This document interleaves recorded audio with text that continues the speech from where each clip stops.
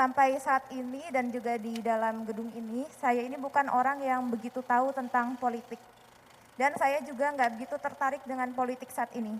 Mengapa seperti itu? Seperti kata Om Rocky, saya juga memandang bahwa politik kita ini, terutama saat ini, saya memandangnya pesimis dan ya nggak begitu berharap, nggak begitu apa ya, jadi saya enggan gitu untuk mengikuti perkembangannya.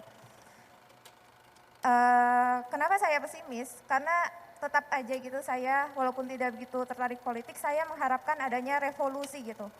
Di mana pemerintahan ataupun politik yang ada di Indonesia ini terjadi perubahan dari yang lalu-lalu dan juga masa depannya itu ada yang berubah gitu. Dan saya rasa sampai sekarang ini belum ada perubahan, kayak ya seperti kata Guru Gembul tuh masih sistem oligarki seperti itu. Dan tadinya saya harap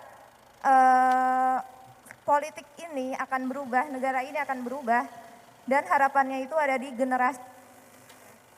generasi kami. Tetapi sekarang yang tadinya saya berharap kepada generasi saya sendiri sebagai generasi muda ini, sekarang saya juga pesimis kepada generasi saya sendiri. Karena saya melihat dari hal-hal yang kecil saja seperti kita anak-anak muda juga masih tetap melakukan mencontek, berbohong, atau suka menyalahgunakan kekuasaan. Jadi saya rasa sepertinya generasi saat ini pun tidak bisa diharapkan untuk menciptakan revolusi yang baik kepada negara Indonesia ini. Nah, tetapi walaupun begitu, saya tetap harap ada jawaban dari Om Rocky atau Guru Gembul bahwa pandang saya ini salah gitu. Bahwa memang ada harapan ke depannya Indonesia ini mengalami revolusi. Dan terjadi revolusi ini sebelum saya mati gitulah ya.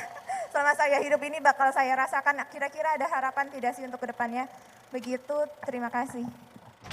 Nah, kalau pesimisnya seperti itu, lalu bagaimana peluangnya?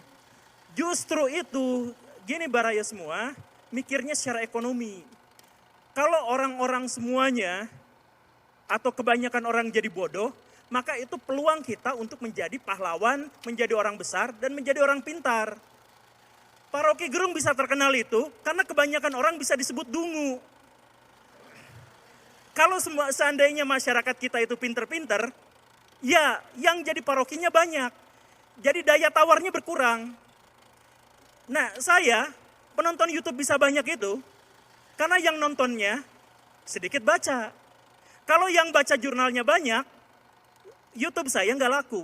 Jadi kalau misalkan tadi saya pesimis ketika melihat anak-anak muda kita menjadi kadar intelektualitasnya rendah dan sebagainya, itu justru optimisme, berarti kesempatan kita untuk menjadi pahlawan-pahlawan besar di masa depan yang akan merombak peradaban itu jauh lebih besar daripada kesempatan orang lain.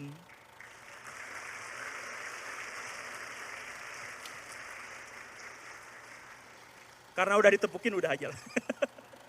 Saya suka lupa.